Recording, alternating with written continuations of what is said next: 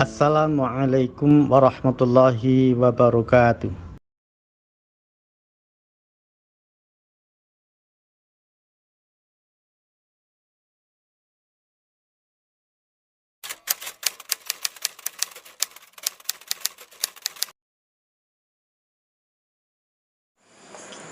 Ini menindaklanjuti dari seri yang kemarin, bahwasanya persoalan yang berkaitan dengan poligami. Kemarin sudah dijabarkan bahwa poligami itu bukan anjuran. Yang sunnah itu nikahnya bukan untuk 4 harus sunnah, itu tidak ya. Namun manakala saya mengatakan kemarin itu, nanti saya jawab pertanyaan ini karena kemarin waktunya sudah terlalu tengah malam. Jadi seorang wanita itu yang dipoligami oleh suaminya dan mereka tidak mau dipoligami oleh suaminya, bagaimana hukumnya? Kalau bertanya tentang persoalan seorang wanita itu menolak dipoligami oleh seorang suami, hukumnya boleh. Hukumnya boleh. Karena inilah kebijaksanaan di dalam Islam itu sangat luar biasa. Artinya apa? Melindungi, mengayomi kaum hawa juga. Terkecuali seorang wanita tersebut mengizinkan, memperbolehkan suami untuk berpoligami, itu namanya tidak ada masalah. Yang kebanyakan di masyarakat awam terjadi, umpamanya seorang istri sudah cantik, sudah punya anak, anaknya bagus-bagus, cantik-cantik, keluarganya sudah enak, sudah bahagia, tiba-tiba seorang suami tersebut mencintai wanita lain, ya kemungkinan ya lebih muda daripada istrinya, kemungkinan seperti itu. Setelah itu si suami tersebut itu secara jelas muayyan kepada seorang istri, langsung bilang, umpamanya lah, gimana sayang, kalau saya ini menikah lagi. Ini ada 2 tanggapan si istri. Si istri yang tadinya enak, pikirannya tenang, bahagia, melihat suami mengatakan dengan jelas izin kepada seorang istri, itu ada 2 jawaban. Satu jawaban langsung shock si istri, langsung shock, jantungnya berdebar-debar, ya, berdebar-debar, terkadang langsung mengatakan, silahkan, kalau kamu mau menikah kembali, ceraikan saya. Apakah boleh seorang istri menolak poligami? Boleh. Ini kehebatan Islam di situ. Karena apa? Mungkin seorang istri takut kalau suami itu berpoligami, tidak bisa berlaku adil, terus kasih sayang kepada anak-anaknya, sehingga menjadi problem. Maka dalam Islam itu sangat luas di dalam penataan hukum, ya, tentang persoalan mau dan tidaknya seorang istri dipoligami. Jangan mengatakan kalau seorang istri tidak mau dipoligami berarti masuk neraka. Ini akal-akalan, ngawur ini bagi seorang suami yang sangat ngawur. Kalau seorang wanita mau dipoligami berarti wanita ahli surga. Lah dikira surga itu milik suami. Itu salah besar juga. Karena apapun yang terjadi di tengah-tengah masyarakat ini, ya, kita ngopi dulu. Sampailah.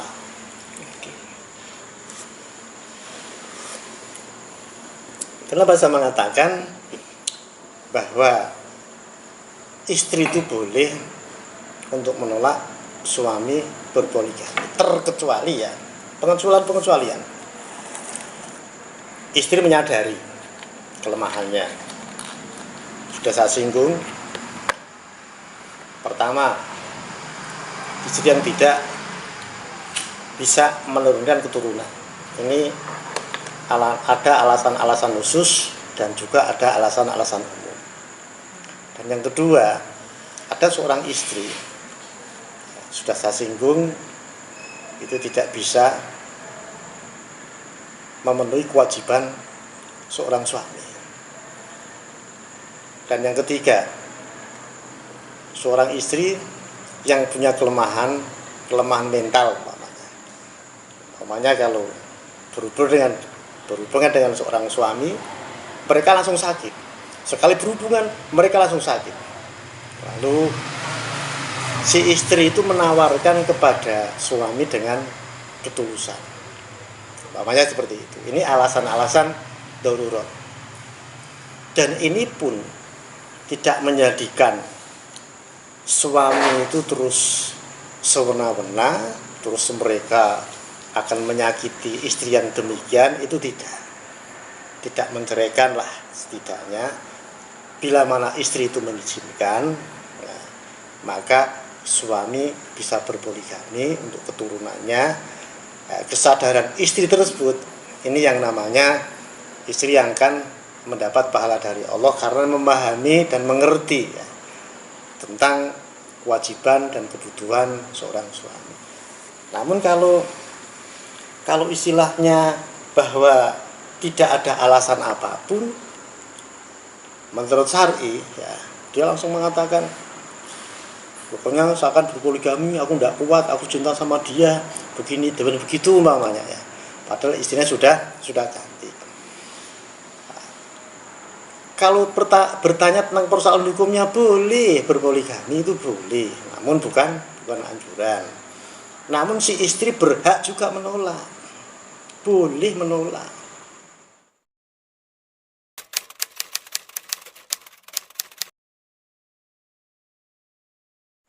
Sekarang begini, umpamanya seorang istri, kenapa dalam Islam konteksnya kok boleh menolak poligami?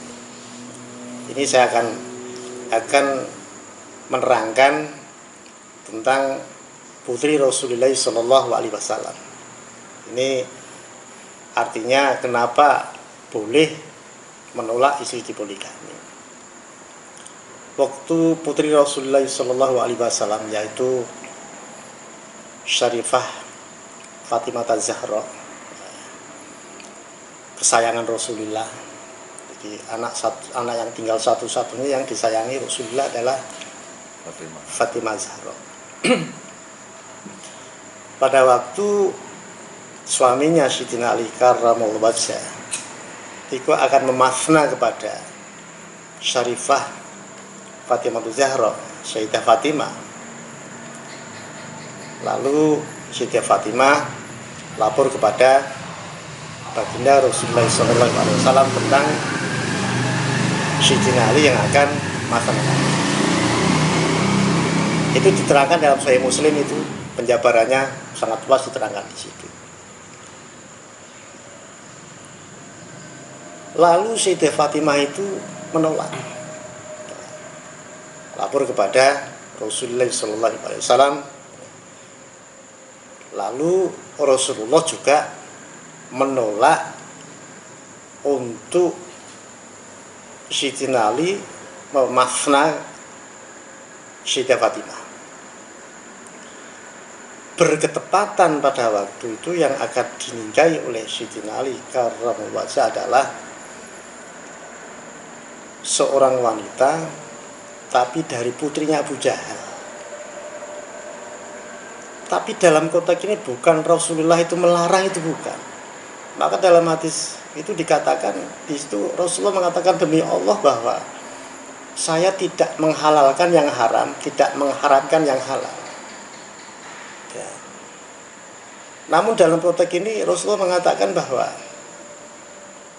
tetapi putriku Sayyidah Fatimah, putriku Fatimah tidak akan bisa berkumpul dengan putrinya orang yang musuh dengan Allah Subhanahu wa taala. Dalam Sahih Muslim disebutkan seperti itu. Tapi bukan berarti Rasulullah itu melarang berpoligami. Rasulullah membolehkan. Akan tetapi putri Rasulullah Sallallahu Alaihi Wasallam pada waktu itu memang Rasulullah tidak mengizinkan Sayyidina Ali untuk makna di zaman Nabi. Ya, perkiraan pada waktu sahabat Rasulullah sekaligus menantu Rasulullah yang punya gelar Allah karramal wajha dan beliau adalah ahli surga, jaminan diberi hisab yang dimuliakan oleh Allah. Sayyidina Ali sahabat menantu yang dimuliakan oleh Allah Subhanahu wa taala. Dan ini merupakan satu contoh bahwasannya poligami itu adalah bukan satu anjuran, dan bolehnya seorang wanita itu menolak poligami.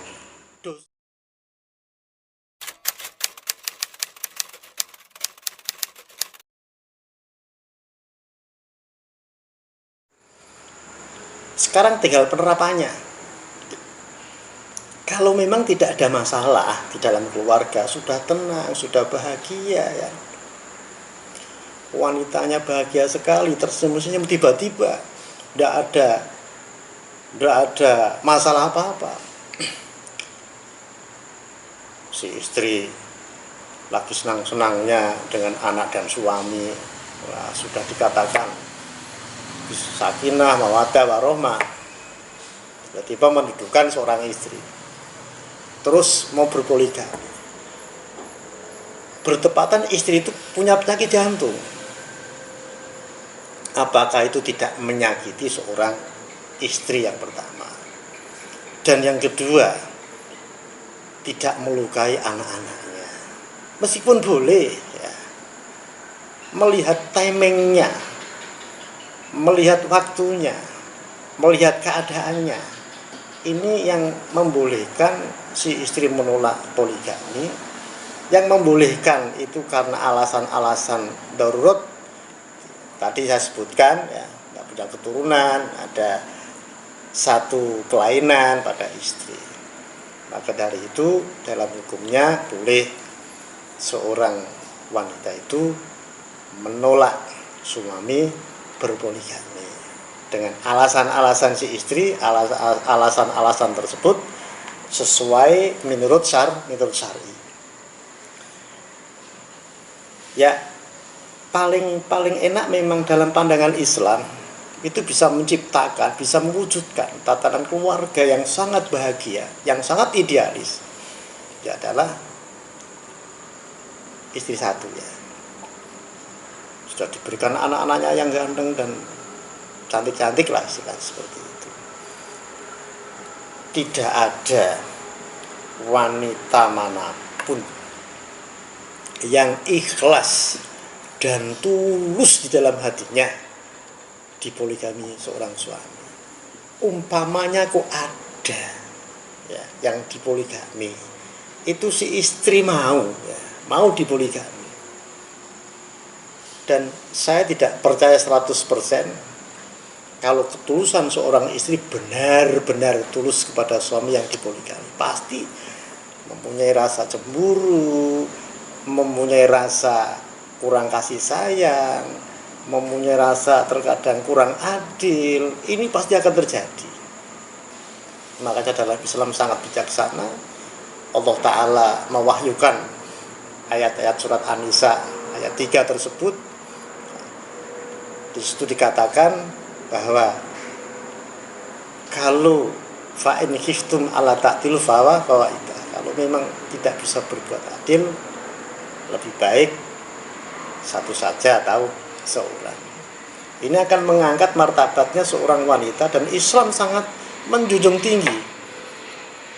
Di zaman Rasulullah Sallallahu Alaihi Wasallam sistem perbudakan ya, itu dihilangkan, terus sistem jahiliyah itu juga dihilangkan juga, sehingga tertata bila mana ada umat Rasulullah itu mau masna boleh ya, 1, 2, 3 atau 4. Dan seorang wanita yang membolehkan suami poligami ya, itu juga bisa dikatakan mendukung suami poligami, umpama tanpa alasan, mereka normal ya. Terus karena kehendak suami, mereka mengikhlaskan demi kebahagiaan suaminya, ini ada nilai-nilai pahala, ada nilai-nilai pahala. Meskipun itu jarang terjadi. Itu jarang terjadi. Karena pahalanya seorang istri itu banyak sekali kok. Membuatkan makanan, minuman kepada seorang suami. Ini sudah beratus-ratus pahala yang diberikan Allah kepada seorang istri. Terus bagaimana sikap suami terhadap istri, yang istri terlalu keras, istri terlalu kaku, ya, dan istri berani dengan suami. Ini sangat penting sekali. Kalau ulama-ulama kita itu mencontohkan, ada keterangan itu di dalam kitab Irsyadul Ibad, ada seorang yang soleh. Ini kalau saya jelaskan mungkin akan lama sekali ya. Karena tadi pertanyaannya apakah boleh seorang wanita menolak poligami. Hukumnya boleh. Itu harus, kalau wanita tidak mau dipoligami haram masuk neraka, itu ngawur. Tidak berdasarkan ayat Allah, tidak berdasarkan hadis, tidak berdasarkan ijma dan qiyas ya. Artinya kita lihat, nah terkecuali seorang wanita yang tidak mau dipoligami padahal mereka punya kelemahan-kelemahan tertentu yang tidak bisa memenuhi kewajiban seorang suami. Nah, maka seorang wanita yang menolak hal yang seperti itu ada hukumnya tersendiri. Ada hukumnya tersendiri. Karena bagi seorang suami itu akan menentukan langkah ke arah depannya demi keturunannya. Itu juga ada. Saya katakan bahwa seorang istri yang tidak punya anak, saking setianya seorang suami, mereka tidak mau nikah lagi. Ini sekilas yang menjadi jawaban tentang seorang wanita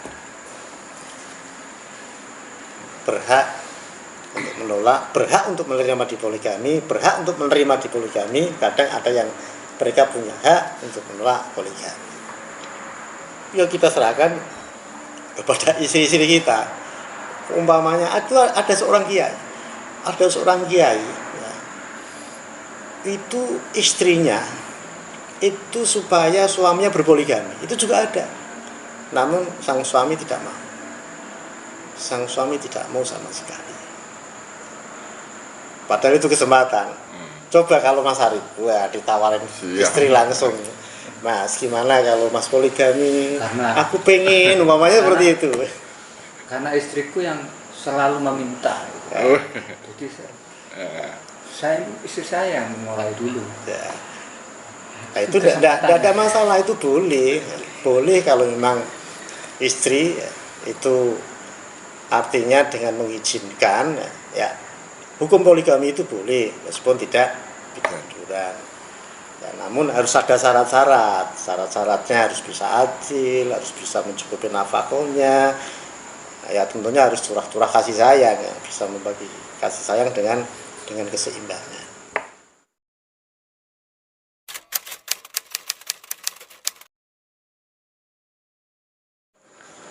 Ini kedua-duanya ini kita mengacu kepada ayat Allah ya. Ar-rijalu qawwamuna 'ala nisa. Bahwa seorang laki-laki itu adalah pimpinannya seorang wanita. Jadi kalau seorang suami itu tidak punya rasa cemburu ya terhadap seorang istri, sama istrinya pun tidak merasa cemburu kepada suaminya, ini aneh. Ini keluarga yang sangat aneh. Terus bagaimana kepemimpinannya seorang laki-laki di dalam memimpin istrinya? Bagaimana seorang istrinya memenuhi hak-hak seorang suami? Ini bisa-bisa seorang suami istri ini akan terkena dosa besar. Suami sama, istri pun sama. Artinya berkehidupan suami istri kan diatur oleh syariat. Ya. Maka dari itu kalau ada seorang suami yang membiarkan istrinya, tidak mendidiknya, mereka akan bertanggung jawab kepada Allah, akan dimintai pertanggungjawaban kepada Allah Subhanahu wa taala. Seorang istri yang mereka tidak memperdulikan suaminya, tidak peduli ya, jalannya masing-masing, ini sangat unik. Nah, ini akan berimbas kepada dosa yang sangat besar. Suami sama, dosa yang sangat besar karena tidak mendidik seorang istrinya. Di antaranya seperti itu. Makanya seorang suami merupakan kiblatnya seorang istri, dan ibadahnya seorang istri itu tergantung ridhonya seorang suami, dan ridhonya Allah Subhanahu wa taala tergantung ridhonya seorang suami. Ini yang sangat penting.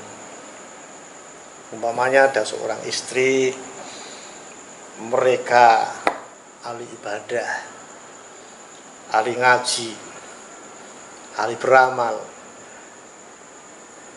tapi mereka tidak taat kepada suami.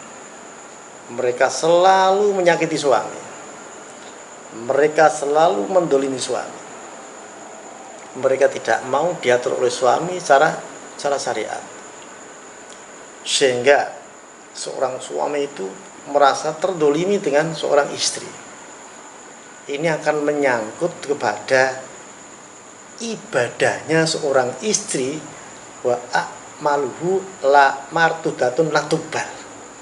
Seorang istri yang seperti itu, sholatnya, ibadahnya, kebaikannya akan ditolak oleh Allah.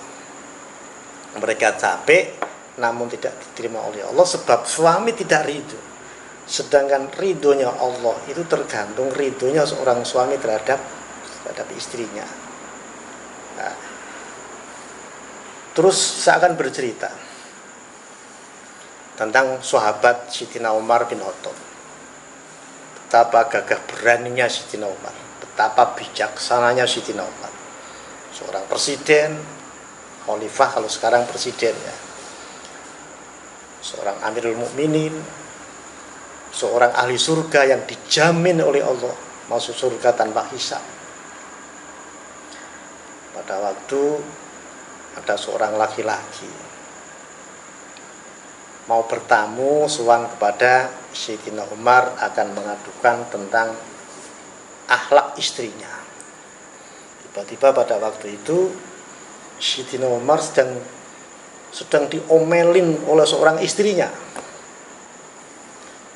Sayyidina Umar diam satu kata pun. Sayyidina Umar tidak membalas apa yang menjadi amarahnya seorang istri kepada khalifah, kepada Sayyidina Umar. Nah, seorang laki-laki yang akan bertamu akan mengadukan seorang istrinya yang mereka diomelin terus, melihat sikap Sayyidina Umar. Lalu seorang laki-laki tersebut mau masuk atau tidak, Sayyidina Umar sendiri sedang diomelin dengan istrinya. Lalu setelah itu Sayyidina Umar melihat seorang laki-laki tersebut disuruh masuk. Ada apa? Kamu datang ke sini? Kamu sudah tahu? Ya, khalifah. Saya akan mengadu kepada khalifah tentang istri saya. Tapi aku melihat engkau ya Sayyidina Umar, engkau terdiam pada waktu istrinya ngomeli panjenengan. Itu panjenengan, itu khalifah, apalagi saya. Nah, ini kan kesabaran seorang suami ya. pengertian seorang suami itu memberikan hak kepada seorang istri mengungkapkan isi dalamnya.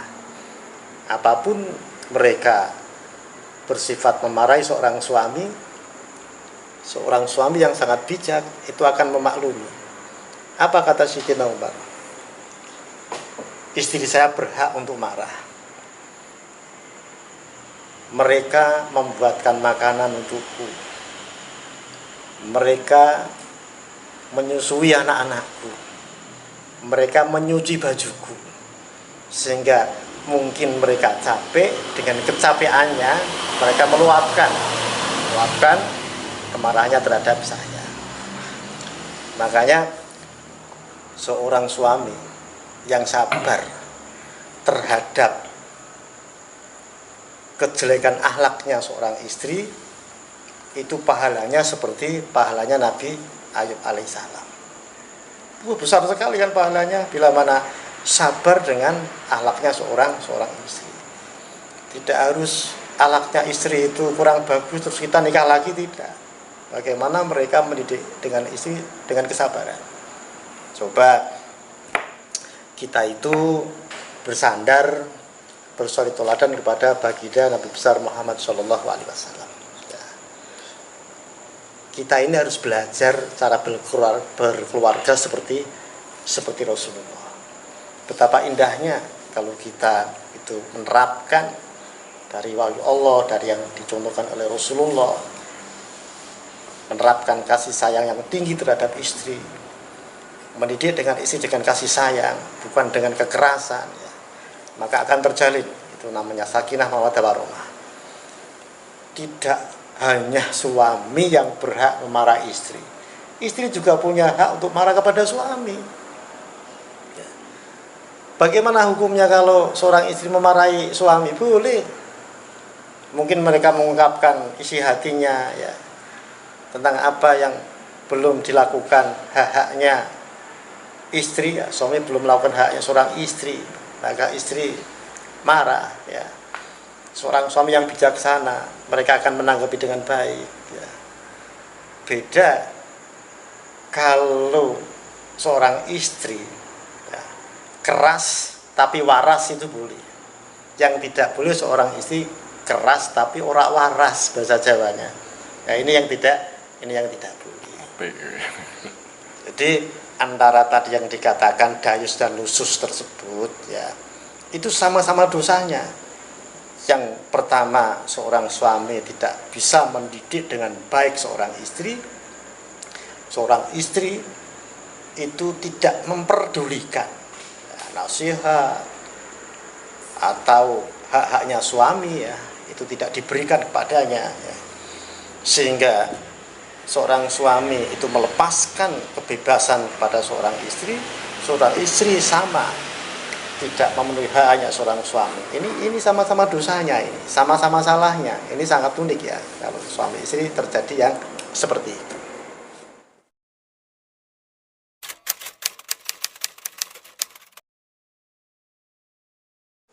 Kalau seorang suami memimpin dengan seorang istri dengan baik, dan seorang istri taatnya kepada seorang suami sam'an wa ta'atan, maka kalau Allah ridho suami masuk surga, istri akan mengikuti.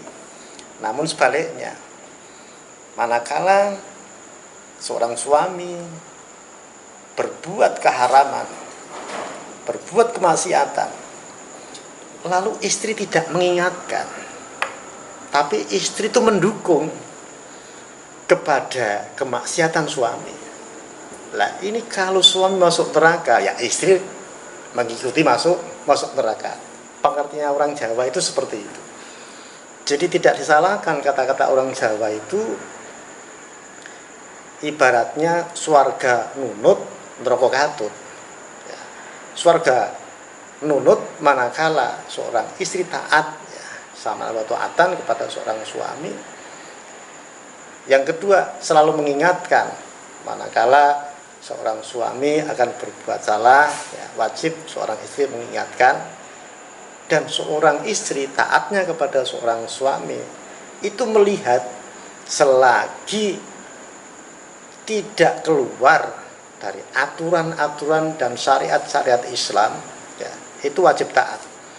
Namun kalau seorang suami, mohon maaf, umpamanya seorang suami itu suka mabuk, ya, terus istrinya itu mengingatkan, istrinya disuruh mabuk tidak mau, itu haram mas, aku tidak mau, itu larangan Allah, aku tidak mau taat kalau saya akan berbuat seperti itu, apapun kamu tidak mencintai saya, tidak ada masalah. Umpamanya seorang istri seperti itu, ya, nah, menolak seperti itu tidak berdosa, tidak harus taat. Kalau selagi perintah suami itu sesuai syariat harus wajib taat. Tapi kalau keluar dari syariat, melakukan hal-hal yang diharamkan oleh Allah, istri itu harus mengingatkan. Ini swarga nunut, neraka katut, itu bahasa Jawa itu ada benarnya.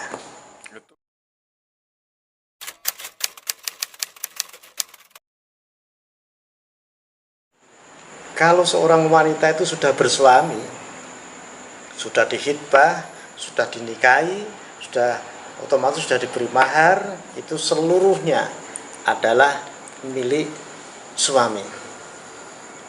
Taatnya seorang istri harus kepada suaminya.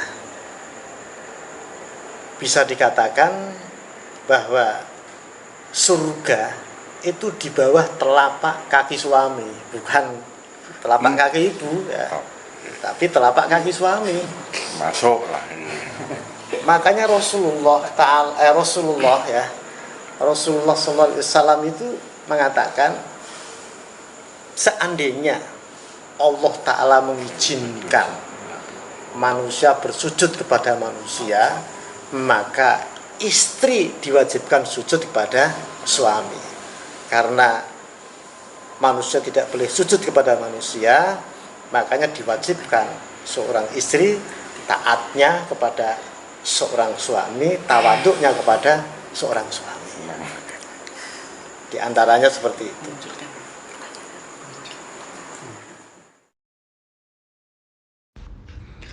Wassalamualaikum warahmatullahi wabarakatuh.